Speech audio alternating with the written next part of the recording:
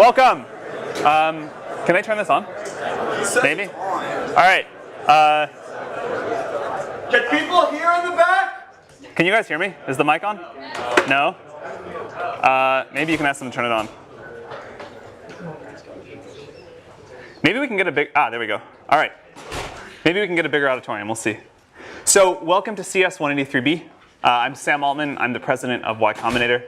9 years ago, I was a Stanford student, and then I dropped out to start a company, and then I've been an investor for the last few. So at YC, we've been teaching people how to start startups for 9 years. Most of it's very hands-on and specific to the startups, but 30% of it is pretty generally applicable. And so we think that we can teach that 30% in this class.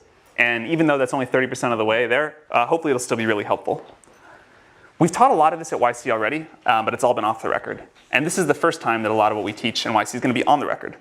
So we've invited some of our best speakers to come and give the same talks they give at YC. We've now funded 720 companies. And so we're pretty sure that a lot of this advice is pretty good. We can't fund every startup yet, but we can hopefully make this advice very generally available. Guest speakers are going to teach 17 of the 20 classes. I'm only teaching 3. Counting YC itself, every guest speaker has been involved in the creation of a $1 billion+ company. So the advice shouldn't be that theoretical. It's all from people who have done it. All of the advice in this class is geared towards people starting a business where the goal is hypergrowth and eventually building a very large company. Much of it doesn't apply in other cases, and I want to warn people up front that if you try and do these things in a lot of big companies or non-startups, it won't work. It should still be interesting. I really do think that startups are the way of the future, and it's worth trying to understand them. But startups are very different than normal companies. So over the course of today and Thursday, I'm going to try to give an overview of the 4 areas that you need to excel at in order to maximize your chances of success at a startup. And then throughout the course, the guest speakers are going to drill into all of these in more detail. So the 4 areas. You need a great idea, a great product, a great team, and great execution. These overlap somewhat, but I'm going to have to talk about them somewhat individually to make it make sense. You may still fail. The outcome is something like idea times product times execution times team times luck, where luck is a random number between 0 and 10,000, literally that much. But if you do really well in the 4 areas you can control, you have a good chance at least some amount of success. One of the exciting things about startups is that they are surprisingly even playing field. Young and inexperienced, you can do this. Old and very experienced, you can do this too. And one of the things that I particularly like about startups is that some of the things that are bad in other work situations, like being poor and unknown, are actually huge assets when it comes to starting a startup. Before we jump in on the how, I want to talk about why you should start a startup. I'm somewhat hesitant to be doing this class at all, because you should never start a startup just for the sake of doing so. There are much easier ways to get rich, and everyone who starts a startup always says, that they couldn't have imagined how hard and painful it was going to be. You should only start a startup if you feel compelled by a particular problem, and that you think starting a company is the best way to solve it. The specific passion should come first, and the startup second. In fact, all of the big successes we have at YC followed this. So for the second half of today's lecture, Dustin Moskovitz, the co-founder of Facebook and Asana, is going to take over and talk about why to start a startup. We were so surprised by the amount of attention that this class got that we wanted to make sure we spend a lot of time on the why. Okay, so the first of the 4 areas, a great idea. It's become popular in recent years to say that the idea doesn't matter. In fact, it's almost uncool to spend a lot of time thinking about the idea for a startup. You're just supposed to start, throw stuff at the wall, see what sticks, and not even spend any time thinking about if it'll be valuable if it works. And pivots are supposed to be great. The more pivots, the better. So this isn't totally wrong. Things do evolve in ways that are difficult to predict. And there's a limit to how much you can figure out without actually getting a product in the hands of users. And great execution is at least 10 times more important and 100 times harder than a good idea. But the pendulum has swung way out of whack here. A bad idea is still bad, and the pivot-happy world that we're in today feels really suboptimal. Great execution towards a terrible idea will get you nowhere. There are exceptions, of course, but most great companies start with a great idea, not a pivot. If you look at successful pivots, they almost always are a pivot into something the founders themselves wanted, not a random made-up idea. Airbnb happened because Brian Chesky couldn't pay his rent, but he did have some extra space. In general, though, if you look at the track record of pivots, They don't become big companies. I myself used to believe ideas didn't matter that much, but I'm very sure that's wrong now. The definition of the idea as we talk about it is very broad. It includes the size and the growth of the market, the growth strategy for the company, the defensibility strategy, and so on. When you're evaluating an idea, you need to think through all these things, not just the product. If it works out, you're going to be working on this for 10 years. So it's worth some real upfront time to think through the long-term value and the defensibility of the business. Even though plans themselves are worthless, the exercise of planning is really valuable and totally missing in most startups today. Long-term thinking is so rare anywhere, but especially in startups, that it's a huge advantage if you do it. Remember that the idea will expand and become more ambitious as you go. You certainly don't need to have everything figured out in a path from here to world domination, but you really want a nice kernel to start with. You want something that can develop in interesting ways. As you're thinking through ideas, another thing that we see young founders get wrong all the time is that someday you need to build a business that's difficult to replicate. This is an important part of a good idea. I want to make this point again because it's so important. The idea should come first and the startup should come second. Wait to start a startup until you come up with an idea you feel compelled to explore. This is also the way to choose between multiple ideas. If you have several ideas that all seem pretty good, work on the one that you think about most often when you're not trying to think about work. But we hear again and again from founders that they wish they had waited to start a startup until they came up with an idea that they really loved. Another way of looking at this is that the best companies are almost always mission-oriented. It's difficult to get large groups of people to the extreme levels of focus and productivity that you need for a startup to be successful, unless the company feels like an important mission. And it's usually really hard to get that without a great founding idea. A related advantage of mission-oriented ideas is that you yourself will be dedicated to them. It takes years and years, usually a decade, to create a great startup. If you don't love and believe in what you're building, you'll likely to give up at some point along the way. There's no way I know of to get through the pain of a startup without belief that the mission really matters. A lot of founders, especially students, believe that their startup's only going to take 2 or 3 years, and then after that they'll work on what they're really passionate about. That almost never works. Good startups usually take 10 years. A third advantage of mission-oriented companies is that people outside the company are more willing to help you. You'll get more support on a hard, important project than a derivative one. When it comes to starting startups, in many ways it's easier to start a hard startup than an easy startup. This is one of those counterintuitive things it takes people a long time to understand. It's difficult to overstate how important being mission-driven is, so I want to emphasize it one last time. Derivative companies, companies that copy an existing idea with very few new insights, don't excite people, and they don't compel the teams to work hard enough to be successful. Paul Graham is going to talk about how to get startup ideas next week. It's something that a lot of founders struggle with, but it's something I believe you can get better at with practice, and it's definitely worth trying to get better at. The hardest part about coming up with great ideas is that the best ideas often look terrible at the beginning.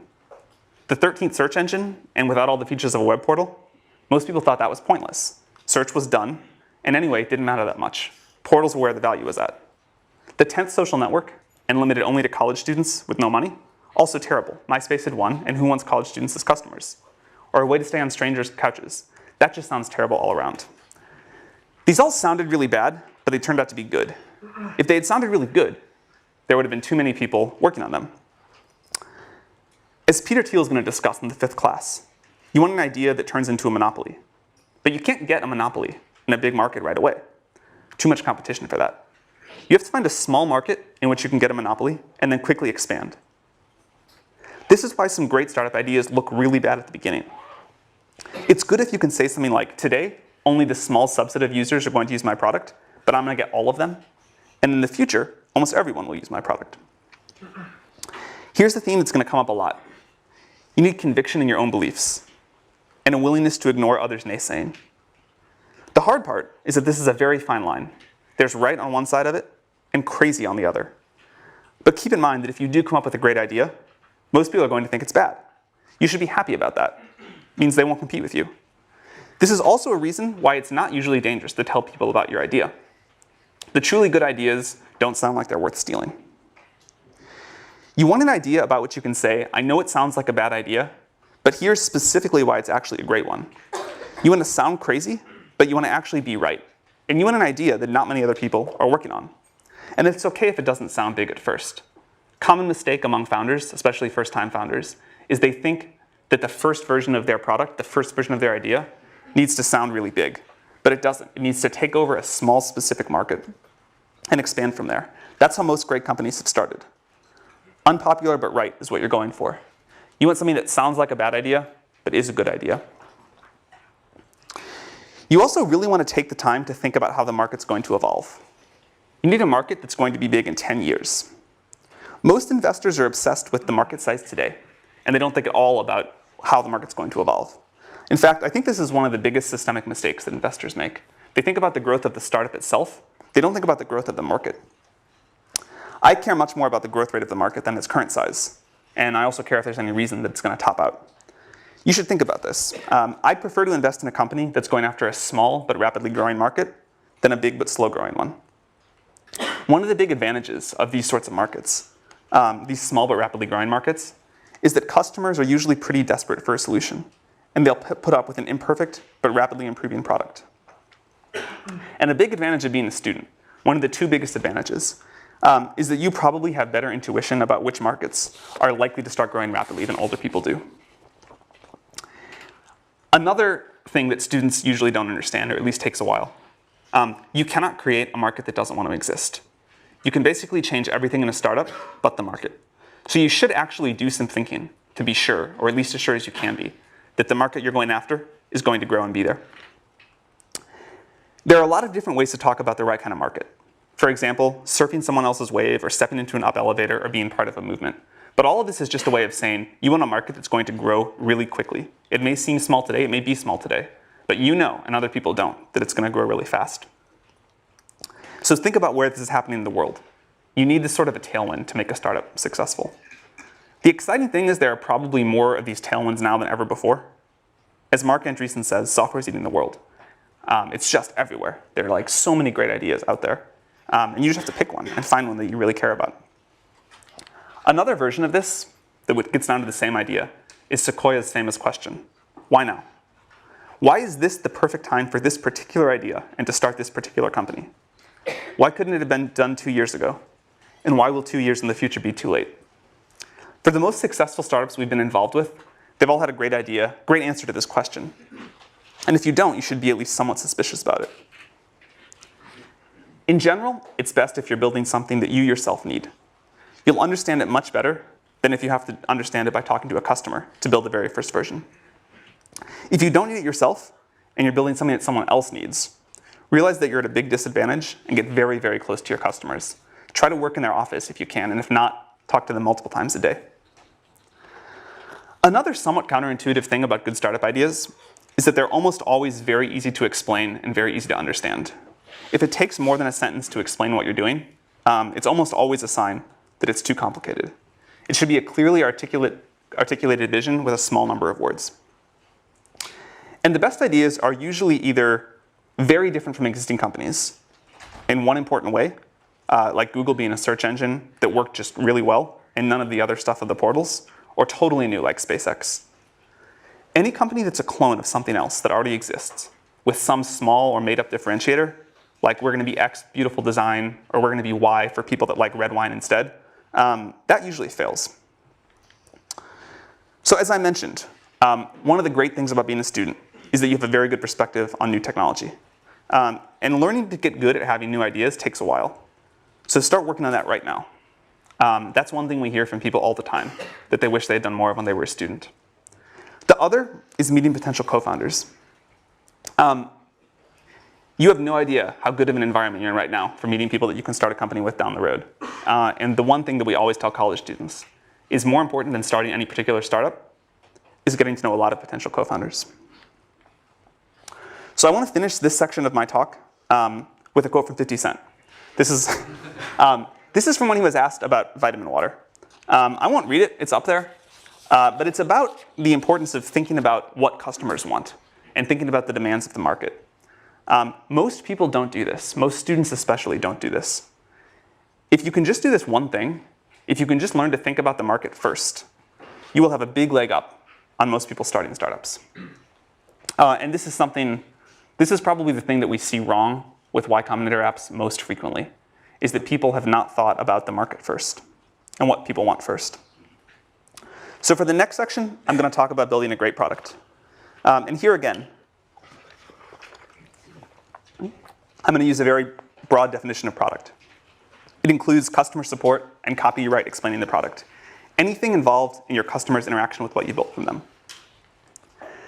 To build a really great company, you first have to turn a great idea into a great product. This is really hard, but it's crucially important, and fortunately, it's pretty fun. Although great products are always new to the world, and it's hard to give you advice about what to build, there are enough commonalities that we can give you a lot of advice about how to build it. One of the most important tasks for a founder is to make sure that the company builds a great product. Until you've built a great product, almost nothing else matters. When really successful startup founders tell the story of their early days, it's almost always sitting in front of the computer working on their product or talking to their customers. That's pretty much all the time. They do very little else. And you should be very skeptical if your time allocation is much different. Most other problems that founders are trying to solve, raising money, getting more press, hiring, business development, etc., these are significantly easier when you have a great product.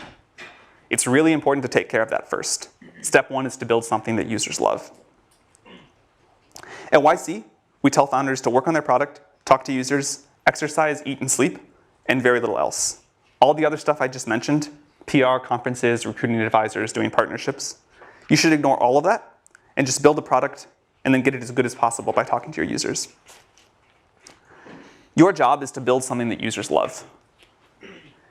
Very few companies that go on to be super successful get there without first doing this.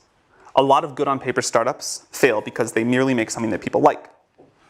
Making something that people want, but only a medium amount, is a great way to fail and not understand why you're failing. So these are the two jobs. Something that we say at YC a lot is that it's better to build something that a small number of users love than a large number of users like. Of course, it'd be best to build something that a small number of users love, but opportunities to do that for V1 are rare, and they're usually not available to startups. So in practice, you end up choosing either the gray or the orange. You make something that a lot of users like a little bit, or something that a small number of users love a lot. And this is a very important piece of advice. Build something that a small number of users love. It's much easier to expand from something that a small number of people love to something that a lot of people love than from something that a lot of people like to a lot of people love. If you get this right, you can get a lot of other things wrong. If you don't get this right, you can get everything else right, and you'll probably still fail. So when you start in a startup, this is the only thing you need to care about until it's working. Should we explain that again? Sure. So you have a choice in a startup. The best thing of all worlds would be to build a product that a lot of people really love. In practice, you can't usually do that because a big company, if there's an opportunity like that, Google or Facebook will do it. So there's like a limit to the area under the curve of what you can build. And you can either build something that a lot of users like a little bit, or you can build something that a small number of users love a lot. And the total amount of love is the same. It's just a question of how it's distributed. And there's this law of conservation of how much happiness you can put into the world with the first product of a startup. And so startups always struggle with which of those two they should go. And they seem equal, right? Because the area under the curve is the same. But we've seen this time and again that they're not, and that it's so much easier to expand. Once you've got something that some people love, you can expand that to something that a lot of other people love. But if you only get ambivalence or sort of weak enthusiasm, and then try to expand that, you'll never get up to a lot of people loving it. So the advice is find a small group of users and make them really love what you're doing. Does that make sense? All right. One way that you know when this is working is that you'll get growth by word of mouth. If you make something people love, people will tell their friends about it. This works for consumer products and enterprise products as well. When people really love something, they tell their friends about it, and you'll see organic growth. If you find yourself talking about how it's okay that you're not growing because there's a big partnership that's going to come save you or something like that, it's almost always a sign of real trouble. Sales and marketing are really important, and we're going to have 2 classes on them later. But if you don't have some early organic growth, then your product probably isn't good enough yet.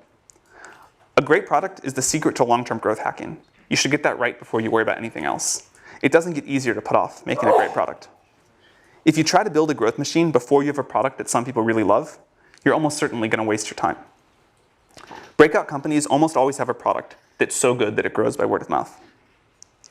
Over the long run, great products win. Don't worry about your competitors raising a lot of money and what they may do in the future. They probably aren't very good anyway. Very few startups die from competition. Most die because they themselves fail to make something users love. They spend their time on other things. So worry about this above all else. Another piece of advice to make something that users love, start with something simple. It's much, much easier to make a great product if you have something simple. Even if your eventual plans are super complex, and hopefully they are, you can almost always start with a smaller subset of the problem than whatever you think is the smallest. And it's hard to build a great product, so you want to start with as little surface area as possible. Think about the really successful companies and what they started with. Think about products that you really love. They're generally incredibly simple to use and especially to get started using. The first version of Facebook was almost comically simple. The first version of Google was just an ugly web page with a text box and 2 buttons, but it returned the best results, and that's why users loved it. The iPhone is far simpler to use than any smartphone that ever came before it, and it was the first one that people really loved.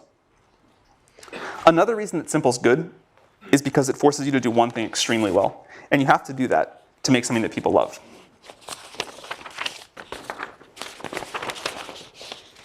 The word fanatical comes up again and again when you listen to successful founders talk about how they think about their product. Founders talk about being fanatical in the way they care about the quality of the small details, fanatical in getting the copy that they use to explain the product just right, and fanatical in the way they think about customer support.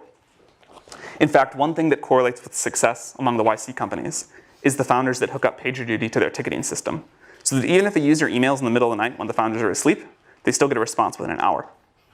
Companies actually do this in the early days. These founders feel physical pain when the product sucks and they want to wake up and fix it. They don't ship crap, and if they do, they fix it very, very quickly. And it definitely takes some level of fanaticism to build a great product. You need some users to help with the feedback cycle. But the way to get those users is manually. You should go recruit them by hand. Don't do things like buy Google Ads in the early days to get initial users. You don't need very many. You just need ones that will give you feedback every day and eventually love your product. So instead of trying to get them on Google AdWords, just find a few people in the world that will be good users, recruit them by hand. Ben Silbermann, when everyone thought Pinterest was a joke, recruited the initial Pinterest users by chatting up strangers in coffee shops. He really did. He just walked around Palo Alto and said, will you please use my product? He also used to run around the Apple store in Palo Alto, and he would set all the browsers to the Pinterest homepage real quick before they caught him and kicked him out. So then when people walked in there, they're like, oh, what is this? This is an important example of doing things that don't scale. If you haven't read Paul Graham's essay on that topic, you definitely should. So get users manually, and remember that the goal is to get a small group of them to love you. Understand that group extremely well, get extremely close to them. Listen to them, and you'll almost always find out that they're very willing to give you feedback. Even if you're building the product for yourself, listen to outside users, and they'll tell you how to make a product they'll pay for. Do whatever you need to make them love you, make them know what you're doing, because they're also going to be the advocates that help you get your next users. You want to build an engine in the company that transforms feedback from users into product decisions. Then get it back in front of the users and repeat. Ask them what they like and what they don't like, and watch them use it. Ask them what they pay for. Ask them if they'd be really bummed if your company went away. Ask them what would make them recommend the product to their friends, and ask them if they've recommended it to any yet. You should make this feedback loop as tight as possible. If your product gets 10% better every week, that compounds really, really quickly. One of the great advantages of software startups is just how short you can make the feedback loop. It can be measured in hours, and the best companies usually have the tightest feedback loops. You should try to keep this going for all of your company's life, but it's really important in the early days. The good news is that all of this is doable. It's hard, it takes a lot of effort, but there's no magic. The plan is at least straightforward, and you will eventually get to a great product. Great founders don't put anyone between themselves and their users. The founders of these companies do things like sales and customer support themselves in the early days. It's critical to get this loop embedded in the culture. In fact, a specific problem that we always see with Stanford startups for some reason is that the students try and hire sales and customer support people right away. And you've got to do this yourself. It's the only way. You really need to use metrics to keep yourself honest on this.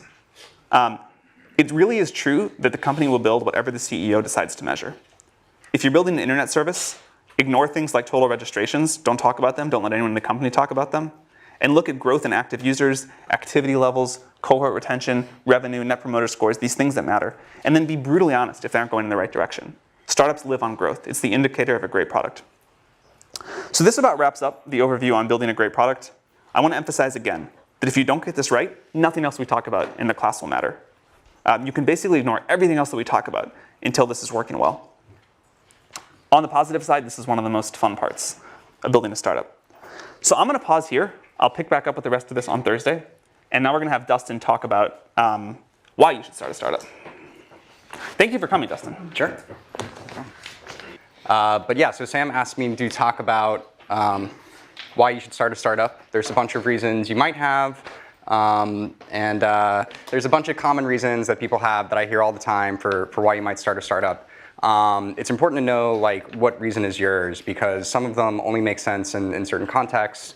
Some of them will actually like lead you astray. You may have been misled by the way that Hollywood or the press likes to romanticize entrepreneurship. So I want to try and like illuminate some of those potential fallacies so you guys can make the decision in a clear way.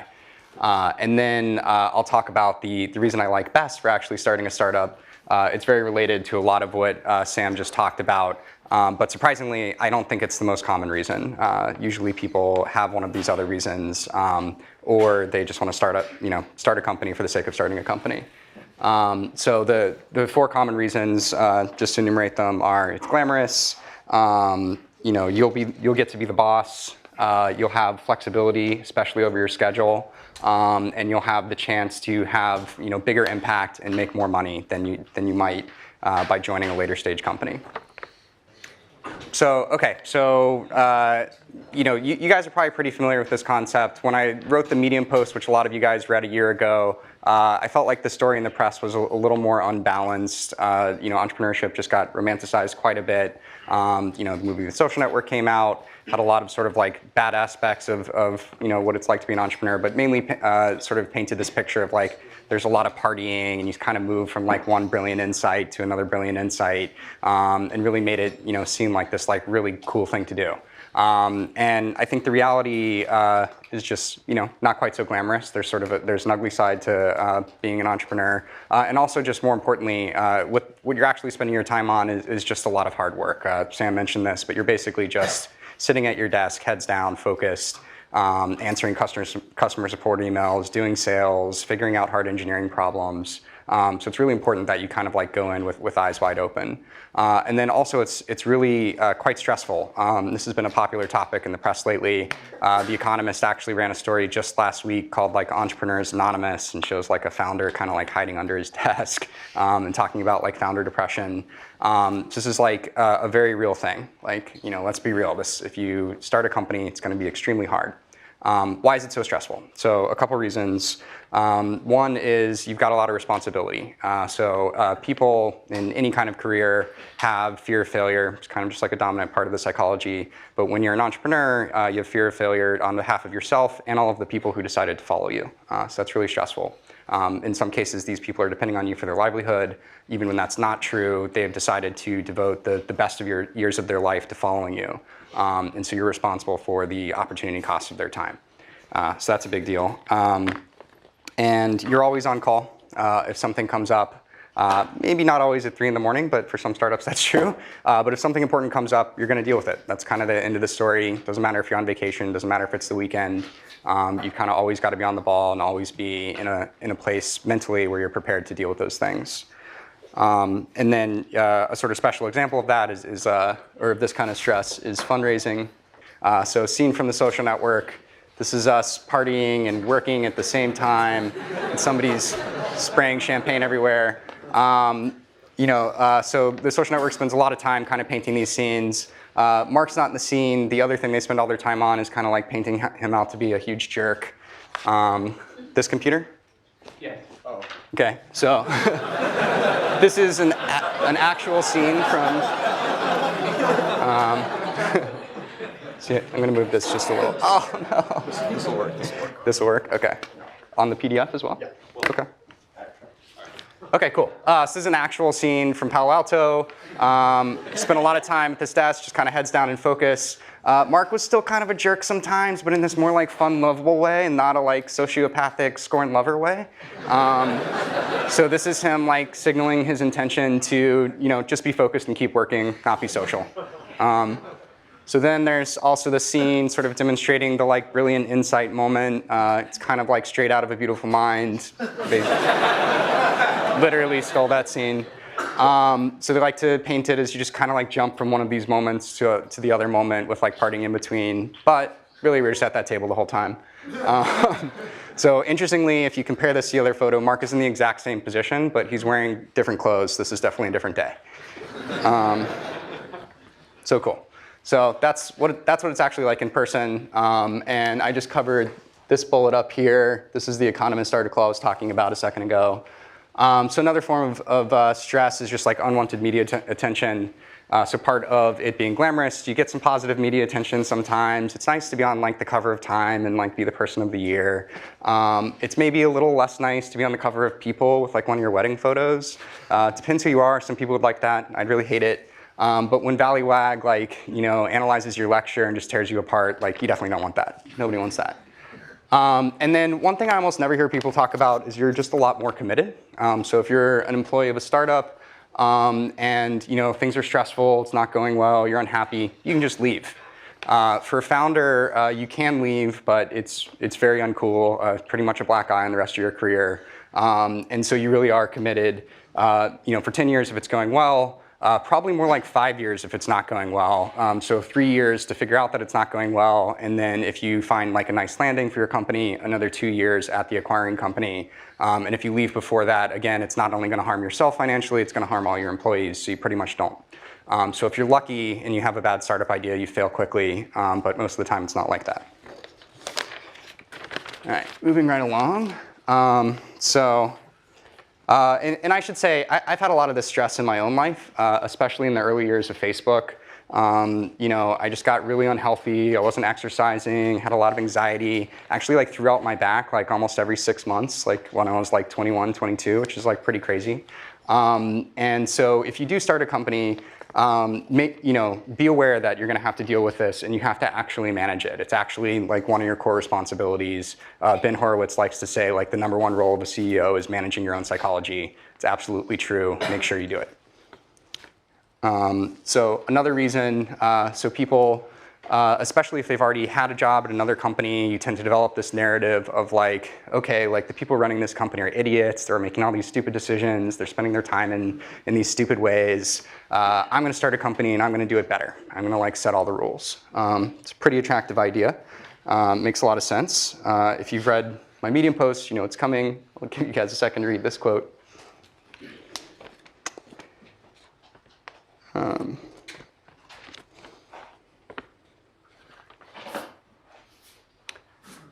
Cool. So this really resonates with me. And one thing I'd point out is, the reality of these decisions is pretty nuanced. The people you thought were idiots probably weren't idiots. They probably just had like a really difficult decision in front of them, and people pulling them in multiple directions.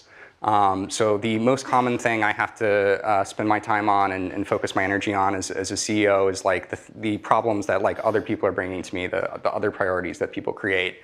And it's usually in the form of a conflict.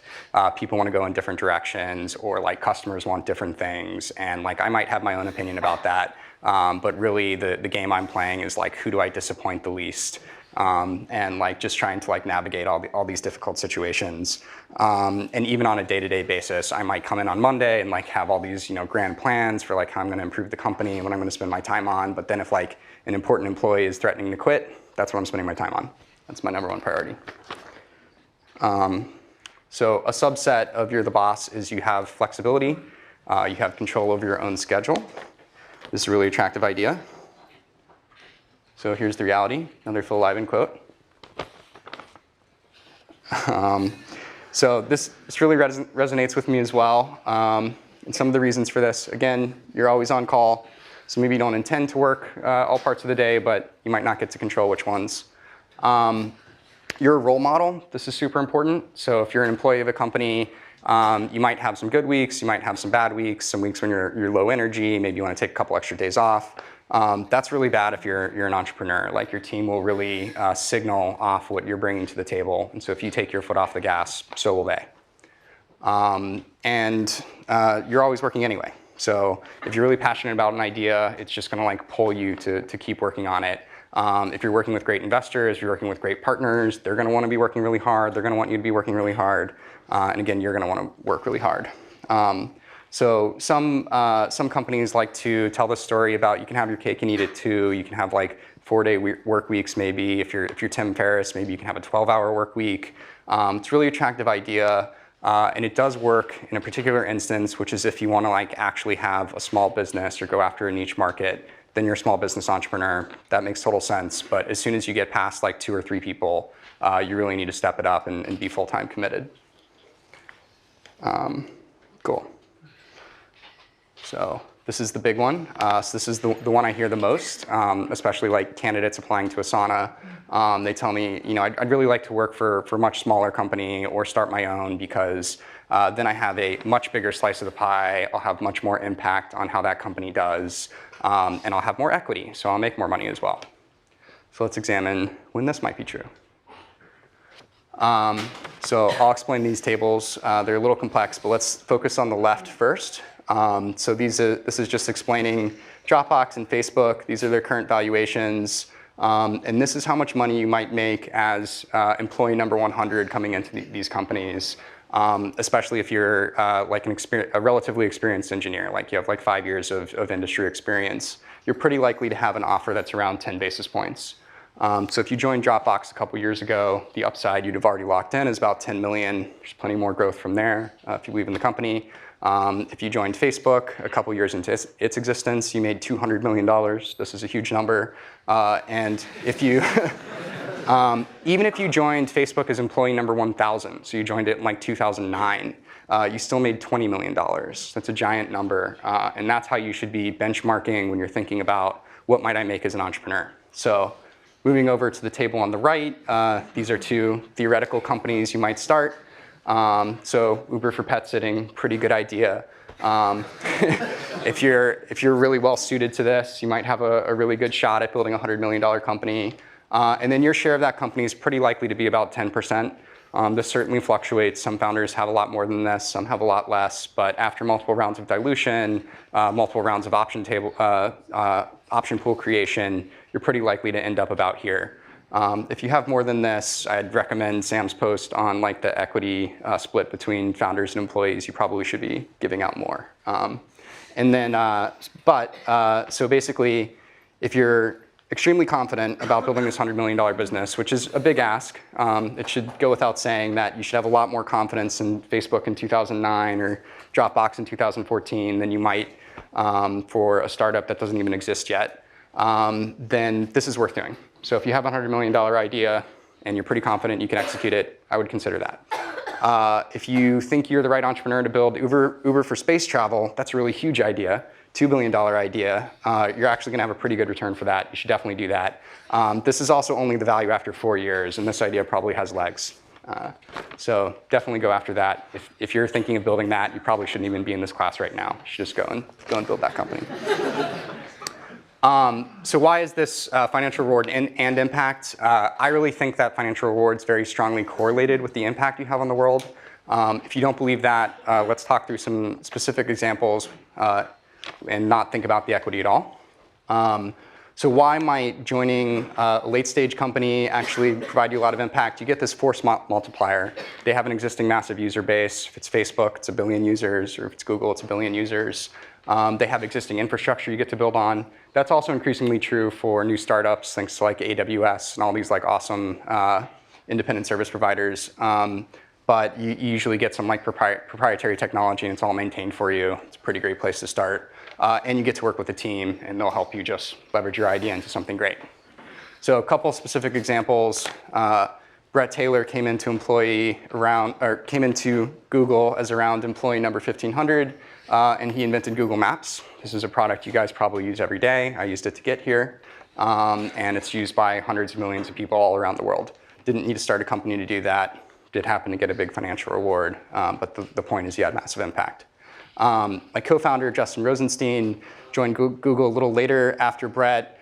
He was a PM there, and just as a side project, he ended up prototyping Chat, which used to be a standalone app, as integrated into Gmail, like you see it in the upper right there. And before he did that, like people didn't even think you could do chat over Ajax or chat in the browser at all. And he just kind of like demonstrated it and showed it to his team, and then they made it happen. And again, this is probably a product most of you use maybe every day. And then perhaps even more impressively, shortly after that, JR left. He became employee round number 250 at Facebook, and he led a hackathon project along with people like Andrew Bosworth and Leah Pearlman to create the like button. So this is one of the most popular elements anywhere on the web, totally changes how people use it. And again, didn't need to start a company to do it, and almost certainly would have failed if he had tried, because he really needed the distribution of Facebook to make it work. So important to keep in mind the context for what kind of company you're trying to start, and like where will you actually be able to make it happen. So what's the best reason? So Sam already talked about this a little bit, but basically you can't not do it. You're super passionate about this idea. You're the right person to do it. You've got to make it happen. So how does this break down? So we're getting close to the end here. Am I doing on time? Cool. Sweet. Perfect. This is sort of like a wordplay. You can't not do it in two ways. One is you're so passionate about it that you just like, you have to do it. You're going to do it anyway. And this is really important because you'll need that passion to get through all of those like hard parts of being an entrepreneur that we talked about earlier. You'll also need it to effectively recruit. Candidates can smell when you don't have passion, and there are enough entrepreneurs out there who do have passion that they may as well work for one of those. So this is sort of like table stakes for being an entrepreneur. Your subconscious can also tell when you don't have passion, and that'll be a huge problem. And then, so the other way to interpret this is the world needs you to do it. So this is sort of validation that the idea is important. It's going to make the world better, so the world needs it. If it's not something the world needs, go do something the world needs. Your time's really valuable. There are plenty of good ideas out there. Maybe it's not one of your own, maybe it's an existing company, but you may as well work on something that's going to be good. And then the second way to interpret this is the world needs you to do it. You're actually well suited to this problem in some way. If this isn't true, it may be a sign that your time is better spent somewhere else. But also, just best case scenario, if this isn't true, you outcompete the team for which it is true, and you just end up with like a suboptimal outcome for the world. That doesn't feel very good. So drawing this back to my own experience, at Asana, Justin and I were kind of like reluctant entrepreneurs before we founded Asana. So we were working at Facebook. We were already working on a great problem. And we would basically work all day long on our normal projects. And then at night, we would keep working on this internal task manager that was used internally at the company. And it was just because we were like so passionate about the idea. It was so clearly valuable that we couldn't do anything else. And at some point, we had to have the hard conversation of like, okay, well, what does it mean if we don't actually start this company? We were able to see the impact it was having on Facebook. We were pretty convinced it could be really valuable for the world. We were also pretty convinced nobody else was going to build it. The problem had been around a long time, and we just kept seeing sort of incremental solutions to it. So if we didn't go out with the one that we thought was best, we thought there'd be a lot of value left on the table. And yeah, so we just couldn't stop working on it. And literally the idea was like beating itself out of our chest, like forcing itself into the world. And I think that's the feeling you should really be looking for when you start a company. That's how you know you have the right idea. So I'll go ahead and stop there. I'll put some recommended books up here, but won't narrate them. And maybe that's the end of the class. Yeah, thank you.